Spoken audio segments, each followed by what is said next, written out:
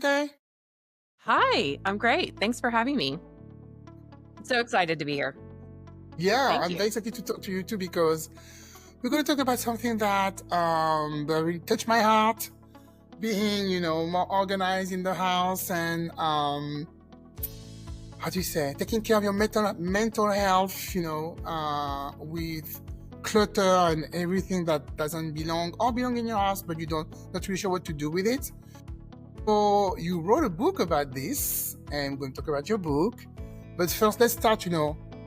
Explain why you wrote that book. I was reading on the I was reading that you were raised very organized in the house, very organized, like every Saturday. You were clean. You were not watching cartoon. You were cleaning the house. Same for me in my house. Every weekend we hmm had to clean the house, and that kind of traumatized me. Also, when you Okay. grow up, you keep that in your mind, and after you don't want to do it anymore. So tell us about that. Yeah. I'm so glad you asked that question because that is, if there's anything that I hope people get out of this book, it's actually healing. I think that this idea that home is so important to all of us, but sometimes that's for good reasons and sometimes that's for bad reasons. And my faith and is very important to me. It has carried me through some very hard times in life. And if I am going to just one approach I've always taken to the hard things of life is that I forget which scripture reference, but Paul says, I am thankful for trials of many kinds. And I just think, okay, if we're to be thankful for everything that happens to us, then how do I treat the more challenging things that happen to me? Like, where do I categorize those challenging, difficult experiences? And I think they become education. I think they become something that, well, even as to go towards a more mental health angle on things, Stephen Covey in The 7 Habits of Highly Effective People says that we all have a sense of agency. We all have the ability to respond to the deck of cards that we've been dealt, to the hand that we've been given. And we may not have chosen those cards, but we still get to choose how to respond to the things that have happened to us. And so there was a lot of stuff that my parents did right. And there was a lot of stuff that created some trauma. And I don't say that to shame them or even cast blame, but just to say, like, this is a thing that happened. Can we learn from it?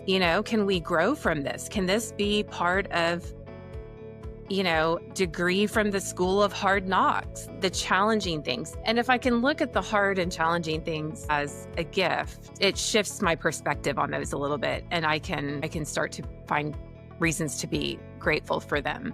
But I do recognize within myself my inner teenager, the Whitney who is still 13, 14, 15 years old, she does not like cleaning her room. She still doesn't. But I think part of dealing with the problem of a messy house is admitting to yourself that, like, sort of where some of this came from.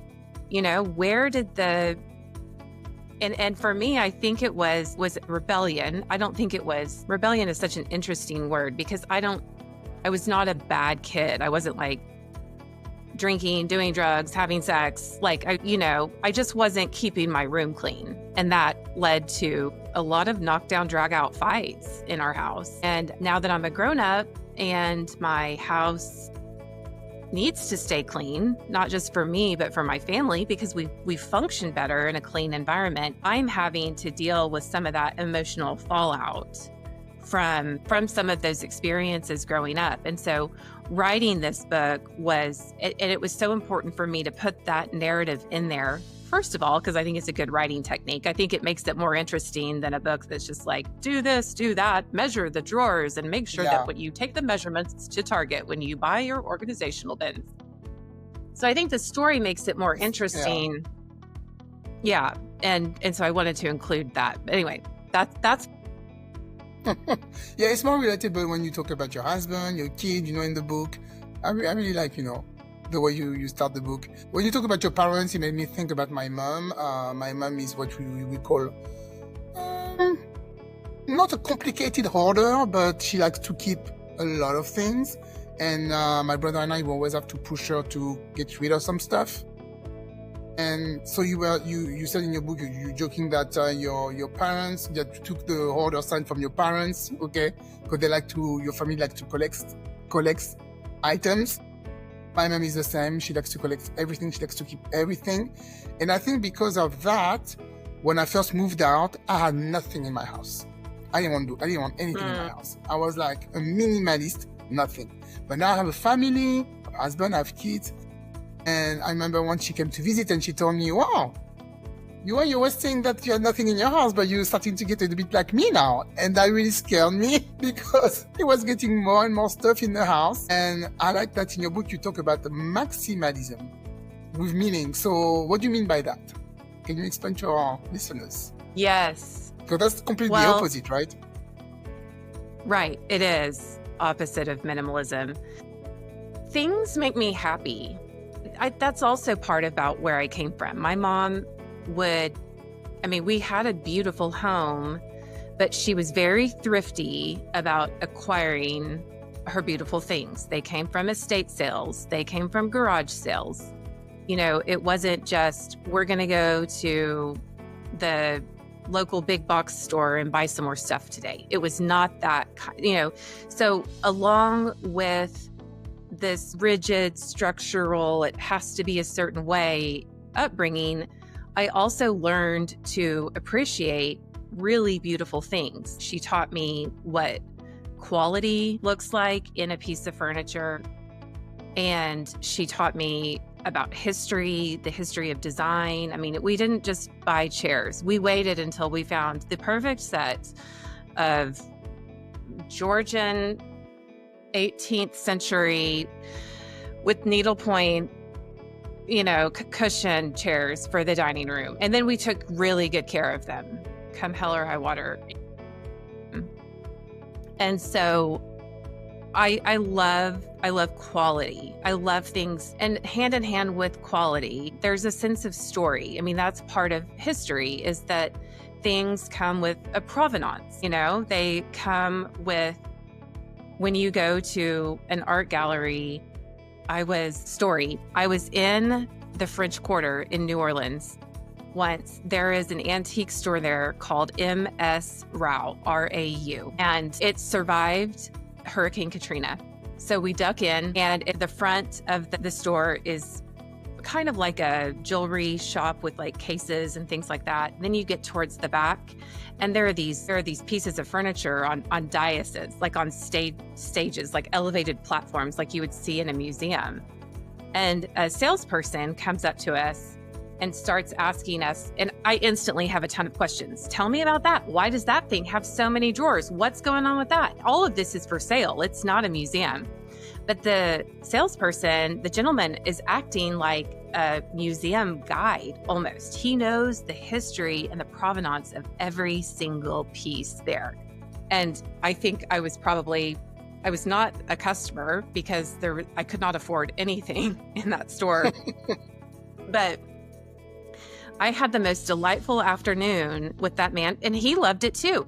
I think he knew how to sell something. I think he knew that it was the sense of story that sold things, that people don't spend what unearthly sum, $38,000 or something on a chest of drawers just because they're not going to put that in their bedroom and then stick their underwear in it, like it's going, right? Like it's going someplace because it was Napoleon's. I'm not exaggerating. Like they had Napoleon's bedroom suite there. You can buy Napoleon's bed. This stuff is not only in museums. Like you can find this stuff in antique shops if you know where to look. And I said, my mom was with me, actually. We were there for a wedding. I said, you don't have much art out. And he said, oh, the art is in the back. It's behind a hidden door. Do you want to see it? I said, yes. I looked at my mom, I'm like, do you want to see it? shocked me. She said, no. I'm like, why do you not want to see the art behind the hidden door? Like, full on, let's go, sir. So she went out, she left. I don't know. I am an artist. I paint. My grandmother painted. That's definitely an itch that I inherited as well. And so we walk back there and it's all dark and moody. And the first painting on the right, when I walked in, was spotlit with a light from above. And it was a Monet. And I just, it was a Monet. I mean, it was a seascape that Monet had painted. And to be able to stand, you know, in a museum, they rope that stuff off. I could like put my nose on that painting and smell it if I wanted to. And I was like, how much is that? And he said, well, it's like $1.6 million. But then, and he knew I was not in the market to buy a painting, but I think he was just trying to educate me about how this worked. And he so really kindly, he said, but you know, that's not like how it works. Like you're allowed to like make an offer on it. I was like, so you just keep like I'm not very expensive painting at the back like this. He's not scared that somebody's going to rob him. It's behind a secret door. It was behind a hidden door that, and they were afraid during Hurricane Katrina that they were going to be, the shop was going to get looted. But he said they were some of the last people that left. They boarded up everything. They didn't know if they're in the French Quarter and it actually didn't flood. It was one of the few places that didn't flood. It was a miracle that it didn't flood. And they left. They were the last people out and the first people back in, they said, and they boarded it up and it didn't get looted. But no, it's if you are in New Orleans and you want a museum tour it's the provenance. I mean, it's the whole thing about this story. If I could have afforded a $1.6 million Monet painting, I would have bought it and I'd be showing it to you right now because it's all about the story. And that's what I love about stuff is that it's not just stuff. I mean, at the end of the day, it is. Right after my book, the manuscript went to press, my best friend lost her house in the Altadena fire in January, the fires in LA. Yeah. I talk about her throughout the book. Her name's E, and it was not lost on me, this, like, just all of a sudden how life, here I am submitting a manuscript that's all about my love of home. And I talk about my relationship with my best friend E and how she has influenced my love of home. And now she doesn't have a home, you know? And so she's in the rebuilding process and I've been trying to support her throughout that. And one of the things that we have grieved, and I just have tried to sit with her in this because I cannot personally relate to all the pain and angst that she's experienced, but it's the loss of story. Every single thing she owned had a story. She was very intentional about her choices. You know, if they bought a sofa, it was because this sofa had a certain, you know, it was perfect for napping, or it just was the right height, or every decision was so carefully made. And she took unlike me, she takes very good care of her things. She's not messy. She's not sloppy with her things. And anyway, so that's been hard to sit with her through the loss of those things. And she knows that stuff, we can't take it with us. You know, we were brought forth from dust, to dust we shall return, right? But yeah, you can't take it with you. But while we're here, I sure think God wants us to enjoy it. Yeah. And hopefully use those stories to glorify Him. Okay. So the meaningful is that you have to enjoy it like every day. The process, what would be the process for deciding, okay, this item is worth keeping in a maximalist space? Yeah. So the process will be, okay, this I will enjoy every day. This has a great story.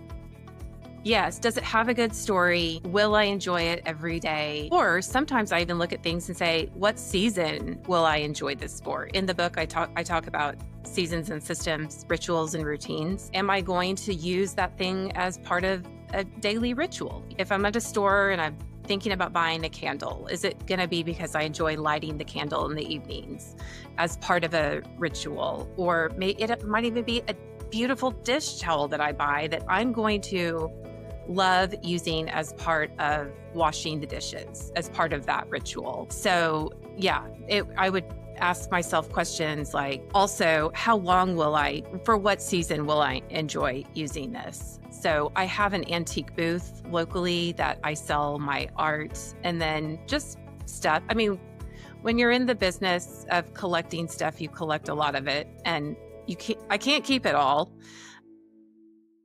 Even if I could, I've needed to sell some of it over the past year. We jokingly say, my husband and I, that as entrepreneurs, it's either feast or famine. And when we get into famine mode, we got to sell the French sideboard, we got to sell the art. And so I will just go through the house and declutter, and I just take the things up there. A lot of people do that with eBay. I've noticed I think they have something that they really enjoy. I think they've probably got it in their house someplace, but they also have it listed on eBay. And I know this because I stalk eBay sometimes, and there'll be like a cute little antique doll cabinet or something. And I'm like, that's darling, but I'm not paying $575 for it. And then all of a sudden it'll go on sale, and it's 3 years later. And I'm like, oh, she needs some cash. Sounds like me. So also the quality of things, it's harder. It gets harder and harder to find really good quality things. So especially if I find a good quality antique, something that's over 100 years old, I try to, especially if I haven't had to pay very much for it. If I paid a lot for it, sometimes I'm really just trying to flip it and get my money back out of it. But if it's a really good quality thing, I'll try to hang on to it for a while because and I think about the story too. My kids don't care about the story quite so much right now for some of that stuff. But I definitely think that as they get older, I will probably test these stories out. Be like, do you want me to keep this? Here's the story that goes with this. If you're not interested in the story, then you're not interested in the thing, and we're going to pass it. I'm going to make money on it while I'm still alive, kids. Thanks. So in your house, is it 50-50, half is, I don't know, from a furniture store and half is from a vintage store, or everything is vintage, or everything is from, maybe the kids are more IKEA, but your room is more vintage, or the living room? My boys have a bunk bed that came from Amazon or something. Okay. Yeah, for the kids. Everything else, I'm trying to think, everything else. Our dining chairs are from Restoration Hardware, because we needed sturdy chairs. Sometimes antique chairs are hard to find, but they look like antique English pine chairs. Everything else is vintage or Facebook Marketplace. It's all, every now and then I work with a local upholsterer, and if there's a chair or something that I'm looking for and I want to splurge, I'll have it we have a sofa that we had custom made. And that's expensive to do. That's an investment, but it's a sofa.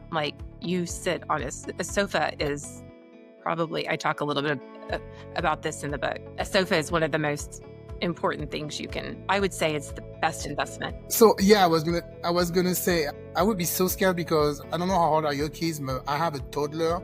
There's no way I can have anything vintage in my living room because she would put her dirty paws everywhere. And I would just die looking at my nice things. So did you have to wait a certain time that they grow a little bit, to be more clean? Or did you always have vintage things in your house and you're you just gotta have to be careful? Yeah, that's a great question. We really have always had vintage things. I would say that a sofa is probably, when my kids were born, so we don't own the sofa anymore that we owned when they were born. It went to a kid at college because there was so much stuff on that sofa, it wasn't even funny. There was breast milk on that sofa, throw up on the sofa, urine. We'd had it clean. The whole life. Your life was on that sofa. Right. It was a really nice sofa at one point in time, but it really does not warrant any other residence than a fraternity house at this point in time. So that's where I'm pretty sure it went. But if I had used a little bit more prudence whenever I was purchasing that sofa before my kids were born, if I bought a leather sofa, it would have survived the kids if I had bought a really good leather sofa. I also could have had that sofa reupholstered if I had wanted to keep the frame, but I didn't buy a really classic, timeless frame. I think that's the other thing that I've learned over the years is to look at the lines, and I try to buy the oldest. This is not exactly, I'm going to put an asterisk and say that there's a caveat to saying this. I try to buy the oldest looking thing I can find if I'm going to buy it new. So the highest quality, oldest looking thing, because I'm looking for those timeless lines. I'm looking for shapes and forms that are going to stand the test of time. So that's the other thing that was wrong with that sofa. But the rug that we had when they were born is a wool rug. It was an antique rug when I bought it. It was a good antique rug when I bought it. It wasn't cheap. We still have it. I mean, and life is on that rug too, 100%. And there are times we also went through a season of life. We moved a bunch for 5 years. We're done moving. My husband said we're not moving ever again, no matter what. Which my husband said that too. Yeah. 6 years ago, he's like, this is the last house. I can't. He's done. I think he'll divorce me if I say I'm moving. He's like, you're moving. I'm not. Have fun. I'm staying here. Right. So we moved, and because we thought we were going to move once, and we ended up moving 5 times because things didn't work out. Over the course of all those moves, I did end up buying new things. Like I'd order a pair of nightstands from Wayfair, but I made that they looked old. I'm always looking at lines and shape to make sure it looks old. And then interestingly enough, I've sold all that stuff since buying it. And then the other thing that I would say about having a toddler, because the other thing I talk about in the book is we entertain a lot. And I want people to be able to walk into our house and not feel like they can't relax, they can't have fun, they can't enjoy themselves. And so I also say nothing can be more precious than they are. You know, like if a kid spills grape juice, first of all, we don't have grape juice in the house for this reason. Me neither. But, you know, if a kid spilled grape juice on my green velvet mohair sofa that I love, that I found on Facebook Marketplace for 1/10 of the price if I was going to go have it made or custom order it, I would be like, it's not more precious than they are. I'm not going to get upset about this. I'm not going to scream. I'm not going to ruin. I'm not going to traumatize or hurt someone else because there is a spot on my sofa now. We're going to make a joke about now the sofa has patina. And we're going to make a joke about it. And I'm going to throw them a dish towel. And I actually have a friend who owns a local bookstore. She's hosting our launch party. If anyone's in Oklahoma City on April 29th and you want to come to the book launch party, you can. But she said, like, I have been in Whitney's house and spilled a glass of wine and she doesn't freak out. She throws you a dish towel and says, clean it up. You know, and it just also interesting. I learned this at church, but you know what gets red wine out of stuff? White wine. Really? Yeah. The Altar Guild white taught wine me on that. top of it? Yeah. I didn't know that. Okay. The Altar Guild taught me that. That's how they get the red wine out of their linens, is they put white wine. They would know. Okay. Yeah, That's I a guess, good, right? That's a good tip. Thank you. Yeah. The average age of the 4 ladies on the Altar Guild at our church is 85 years old. That's the average age of those women. Like, I am taking notes. Like, whatever they know it, you know? Yeah. That's wisdom. Okay. Anyway. And a follow-up question about that. So how would you display something, when you're maximalist? So something very sentimental, but you don't want to overcrowd, the room. How will you display? Do you have like some recommendation? If you want to display a collection or something sentimental? I do believe in collections, and I talk about that in the book. The idea of grouping things together. So let's say that I have a friend who loves trinkets. Like, she's got little statues and tiny mementos, like she was in somebody's wedding party and they got this as a gift, and it's all this little stuff. Little stuff makes a great collection. So you go find some type of case piece or shelf that hangs on the wall. You can find things like this at places like Hobby Lobby or home. You kind of have to watch for it or look for it or have your eye on it. But you hang that thing on the wall. Sometimes there's like a little glass door. You open the glass door up, you put all the little things behind glass. It's almost like your grandmother's china cabinet, but you just hang it on the wall. And then somebody can walk up to that and say, tell me about some of this. You could use a tiny bookshelf. You could put things in a shadow box, like a frame that's a shadow box. Oh, I have a friend who did that. She has like a little box on the wall, and there's some picture in it and some little statues in it. Oh yeah, that's true. Yeah. So there's a lot of different, I don't know if you've ever seen this. Sometimes people take these old, their trays, their drawers from printers' cabinets, and it's kind of a country look, but it works in some instances. And they just hang that drawer on the wall, and it's a drawer with all these little boxes in it that the printers used to put metal blocks of type in, and they put that on their wall, and then you can put small little tiny things in each of the things. But I'm always on the lookout for, because I sell these things in my antique booth, but I'm always on the lookout for like a little glass cabinet.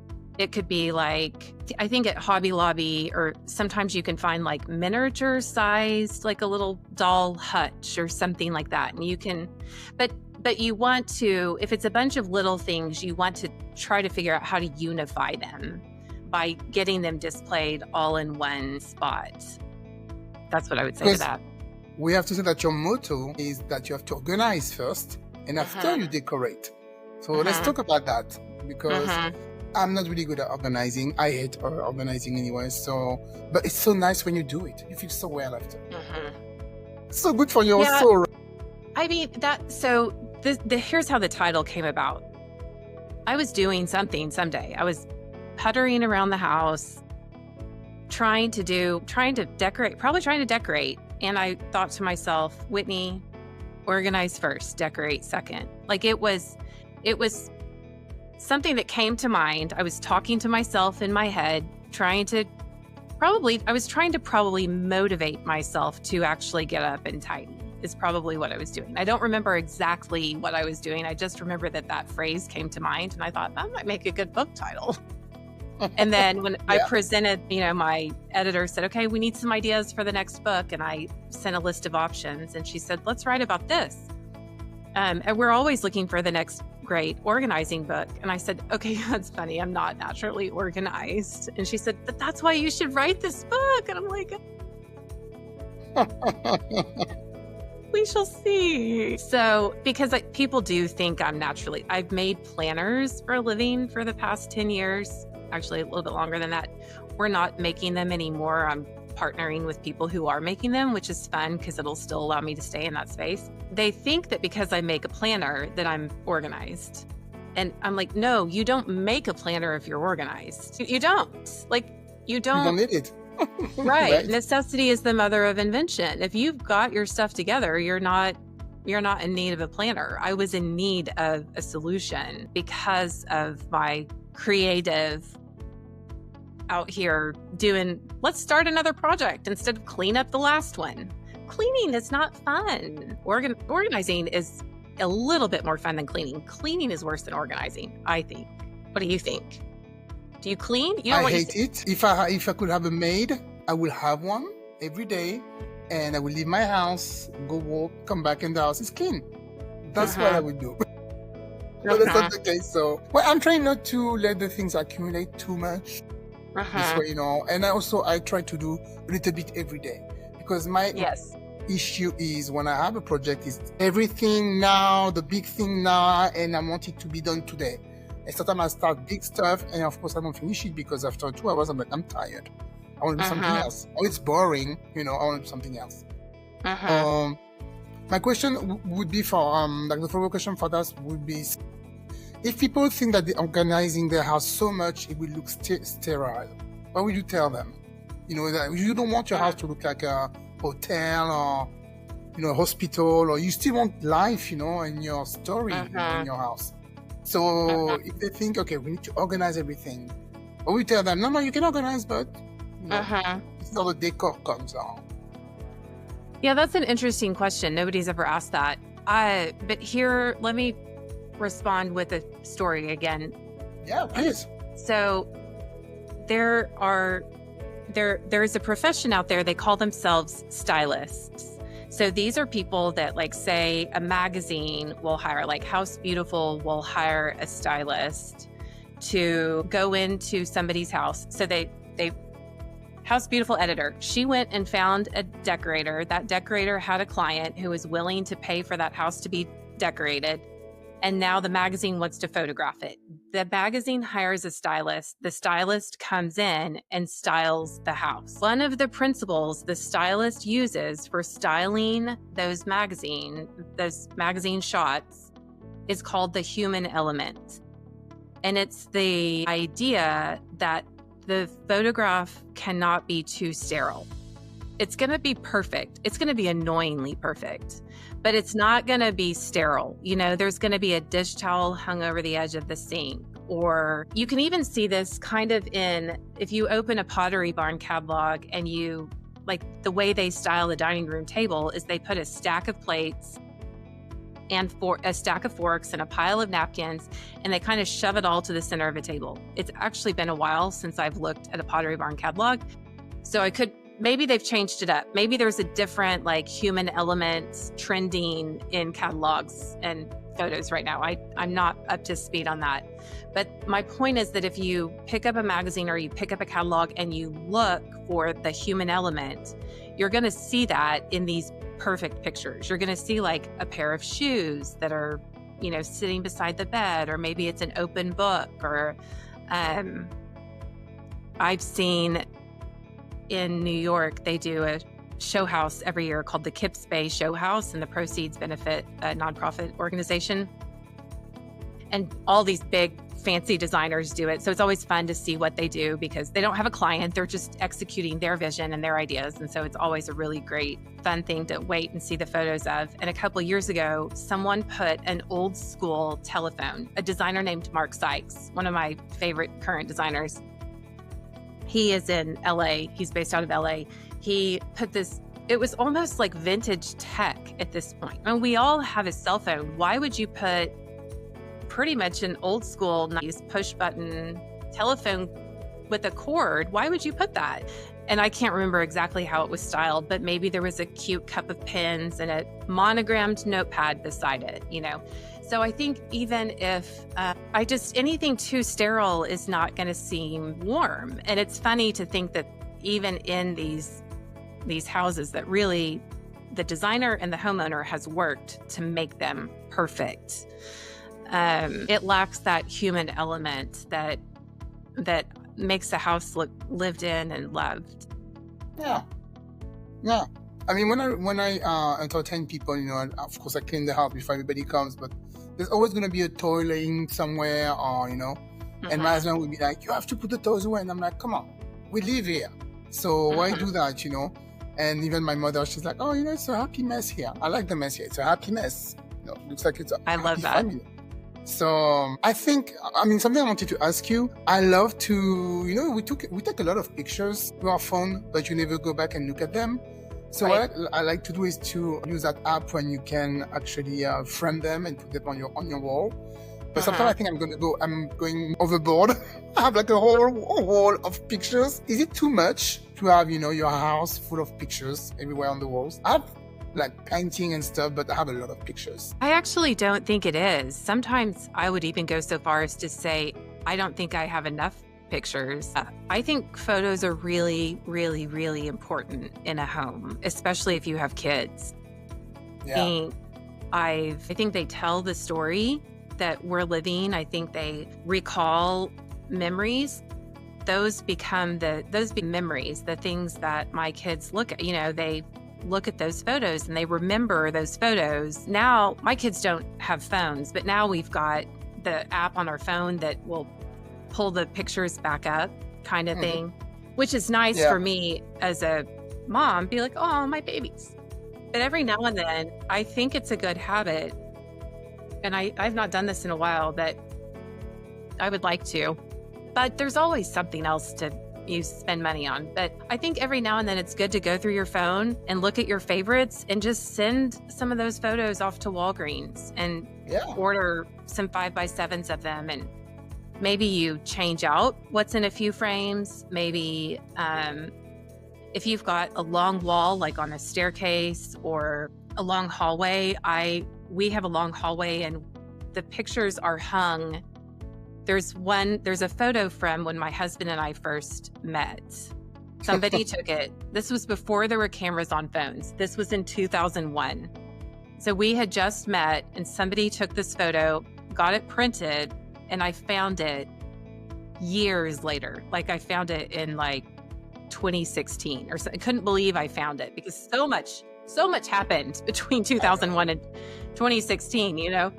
And so but the photos are like a timeline. So it's our first photo, and then it's our engagement photo, and then it's our wedding photo, and then the kids' photos. And so when you walk down the hall, you're kind of seeing the story. And I think that that's a really important part of the story that we are living is the role that other people play in that with us. So this gets to thinking about how we're going to pass on this legacy of home to our kids. It is important. So kind of to bring the conversation full circle, we started off by talking about some of the traumatic narrative of my upbringing.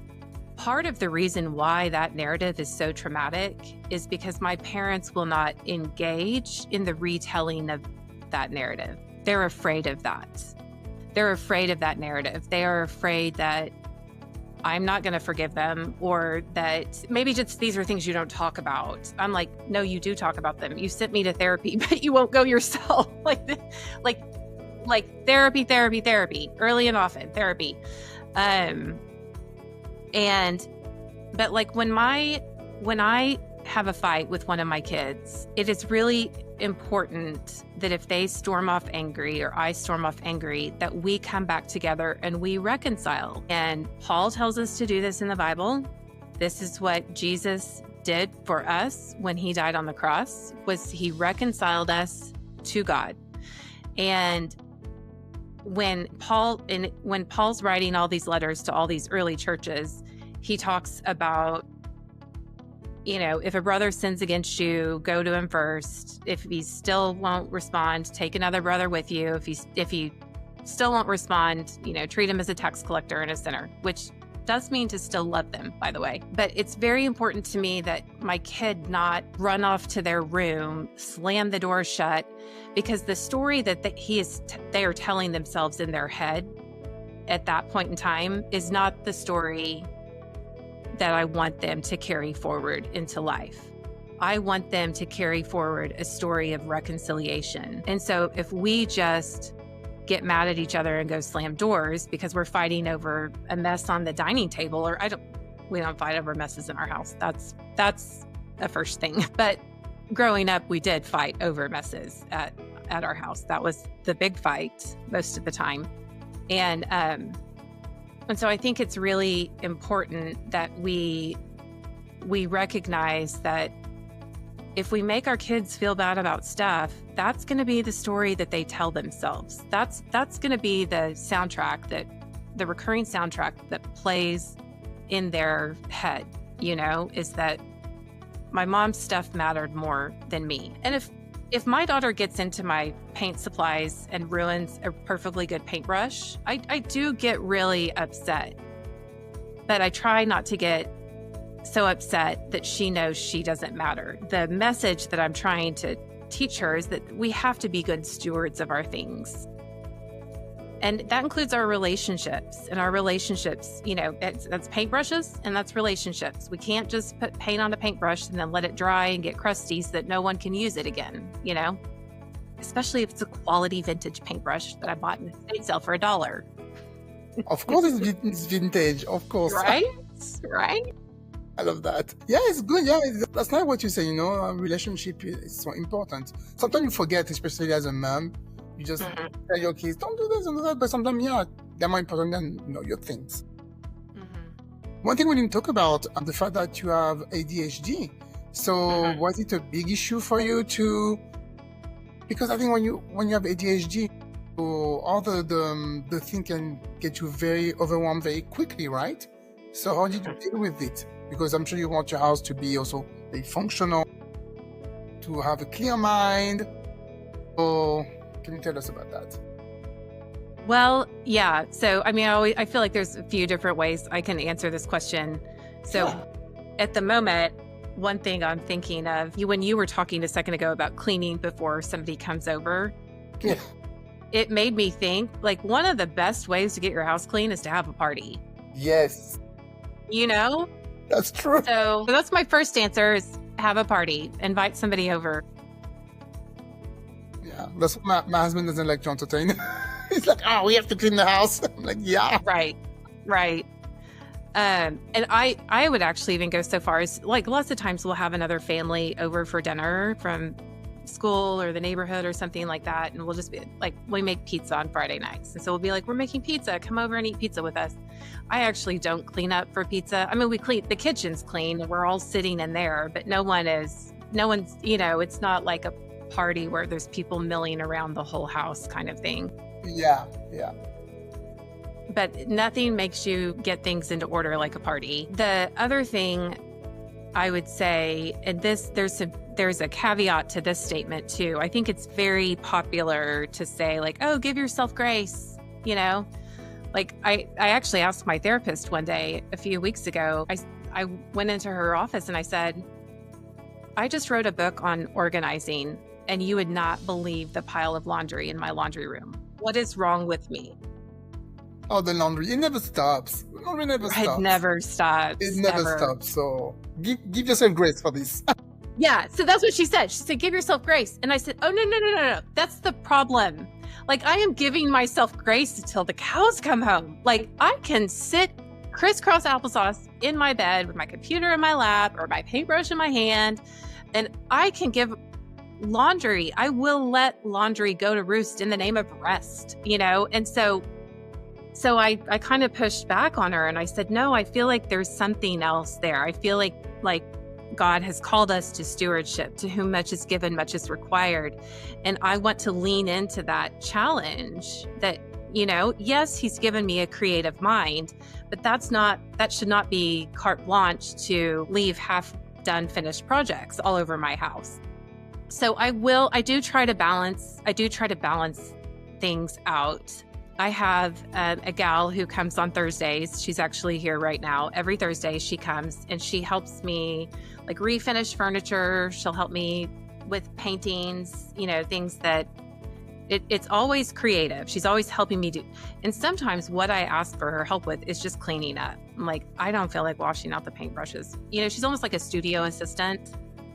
And, but even she'll leave. And sometimes she and I've made this huge mess on the driveway because we're painting a piece of furniture in the garage or something. And every now and then I'm like, okay, we have to clean the garage. Like we have to stop and get a handle on things. The other thing that we've done, and we're not great about this, but we have 3 kids and they are supposed to, we are not great at holding them to this. They are 15, 14, and 12. They are supposed to rotate jobs every single day. So one kid is supposed to be in charge of laundry, one kid is supposed to be in charge of dishes, and one kid is supposed to be in charge of tidy, which is supposed to include feeding the animals, but it doesn't always happen. And I try to have grace for that, and they're pretty good about it. If we say you need to do a load of laundry, they'll go do it. Like they're the ones making the laundry. They're the one. Yeah. I will put laundry away and the next day there's like the folded t-shirt that got put away yesterday. They're in the laundry basket because they pulled it out and decided that they didn't want to wear it. And so let's just put it in the, anyway. It's constant and I have to try. The other thing that's so encouraging though is I remind myself, if I will just set a timer for 10 minutes and do one room, that will last me 3 days. Yeah. And so sometimes I do that. when things are getting to be too much. You're like me. You're like, you want to do everything, now, but it's so good when you just set little, tasks one at a time, and things get actually done when you do that. Because when you want to do the whole thing, sometimes you get overwhelmed and like, I'm not going to do it today. Yeah, I get so overwhelmed when I do that. I mean, I can't, I'm like, give me no more than 3 things to do. If you give me more than 3 things, I'm going to shut down. Like, I'm just going to be like, I don't know where to start. Just give me one thing and I'll do it. Yeah, and also sometimes we don't have time. If you're a mom, you have a kid, you have the kid, the husband, the job. It's too much. What would be the most important thing that you want people to know if they're going to buy your book? Because the title says it, you have to organize before, you decor, all right. But what else? What else will they find in the book that can help them? I hope they find a different... I shared a lot of my story in the book, and I've talked a lot about why story is important. And I would hope that they would find encouragement for those of us who maybe are a little bit neurodivergent. If you're struggling with mental health, if you're struggling with mild depression, or if you're having trouble, if you picked up Marie Kondo's book, Life-Changing Magic of Tidying Up, and got really into the project and then dropped it. I hope they would pick up my book and read it and realize they're not alone, and that together we can little by little, we can do this. Like we can participate in life. This is not a reason our struggles should not become shameful. This should not be any reason that we do not feel like we can share our homes with other people. And I hope if you are perfectly organized and you pick up my book, I hope it gives you insight into what it feels like to struggle with organization and struggle with caring what people think when they walk into your house, and realizing that if you're going to be one of those people who just cast judgment on others because their house isn't perfectly anything, I would hope maybe it kind of helps those people have empathy for those who struggle as well. All right. So where can we find your book then? Can they order it on Amazon? Is it also, can you listen to it? So the book came out on April 29th, and it is available wherever fine books are sold. You can get the audiobook on Amazon at the very least, and you can also go to Organize First, Decorate Second. There are links to everywhere you can buy the book from that website. Great. And of course, I will put all the information in the show notes, and people can just click on you on Instagram. You're on YouTube also, right? You have a YouTube channel when you talk a lot of all your vintage love. So if you want to. And also Substack. I'll send you my Substack link. I'm really big on Substack. I'm really into Substack right now. I'm sorry, what's Substack? Substack. Okay, I'll tell you all about it. We're going to get you on Substack. It's like blogging, but okay. Blogging. But it's also like a little bit like a social media platform. So it feels a little bit old school. It feels like a little bit early Twitter days. Okay. I think I heard of that one. Okay, I'm gonna check it out. All right. Anything you want to add? Maybe I didn't ask? No, I've really enjoyed, you asked great questions. Thank you so much. I've really enjoyed talking to you. Yeah, thank you very much. And thank you for telling me that getting all my photos were good. It's not that bad to have them on the walls. No, yes, I love it. Yes. Thank you, Whitney. And thank good you. luck with the book and everything else. And thank you for coming to the show. Thank you so much.